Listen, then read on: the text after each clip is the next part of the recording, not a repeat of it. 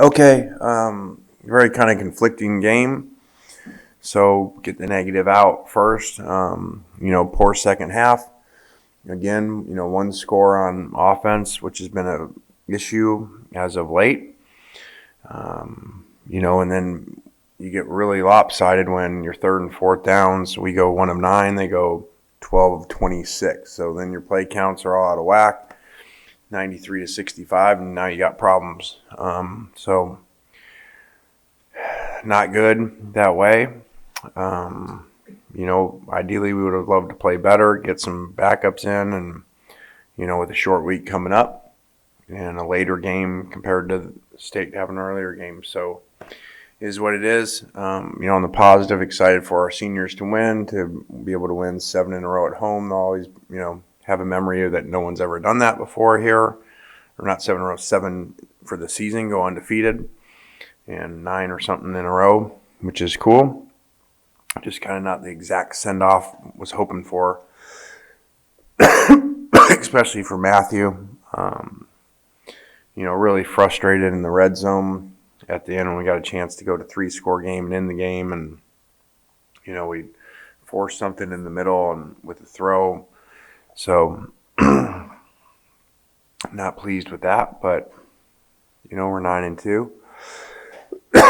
Excuse me, with the chance to go 10-2, which has never been done in the regular season here before. So we kept that alive by finding a way to win.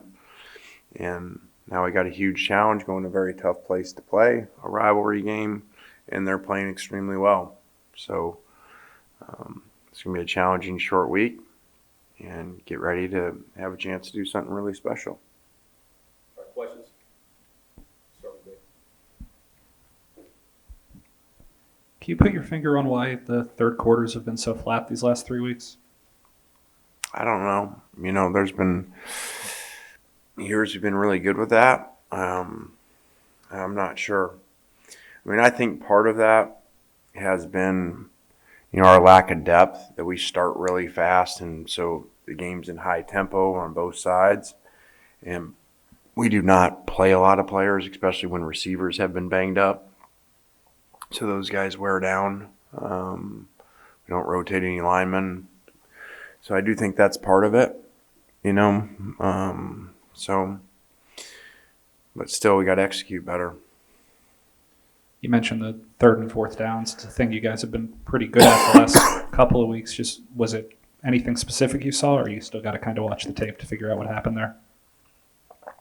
No, just a lot of individual things of, things not converting on third downs, and we'll go back and watch it, but just really a bad feeling when you go 1 of 9 on conversion downs, which we've been one of the best in the country on conversion downs, third and fourth combined. So very discouraging. Questions? Matt announced last night that this is obviously his last game here. Can you just talk a little bit about what he's meant to this program over the last couple of years? A ton. I think that I get a lot of credit for, coming in here and what's happened and the change and the wins and losses and all that stuff, compared to where it was before. And I would argue that he deserves more credit than me for that as the head coach versus the quarterback, because, this guy is there when I'm not even in there, and summer workouts when we can't be there, and 6 a.m.s and all that. And I think he's had a lot to do with changing the mindset of people around here. And I think we've helped him with that. I think he kind of has taken over for us.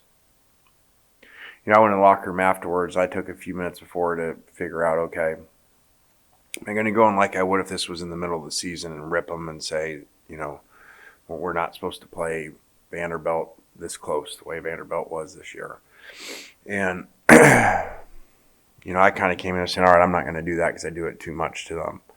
And it was really cool. Matt had the offense over before I got there, and he was basically doing what I wanted to do and ripping them from up and down. Said, don't you guys dare go out tonight. Don't do anything. That's embarrassing how we're playing. This ain't going to happen again, because if we do, we're going to get our ass kicked next week. So that's pretty cool when a player takes over doing what he knows you were probably going to say. And so that was good. I kind of went more on just the accolades of senior day and winning and undefeated season and those things and program turnaround for these guys, and grateful to the seniors for that.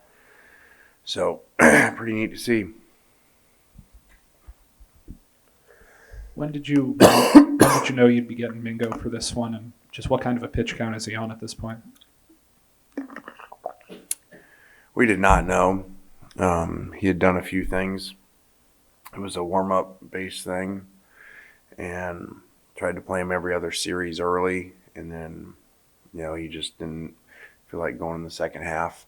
So it was kind of a good warm-up because obviously we're going to need him next week.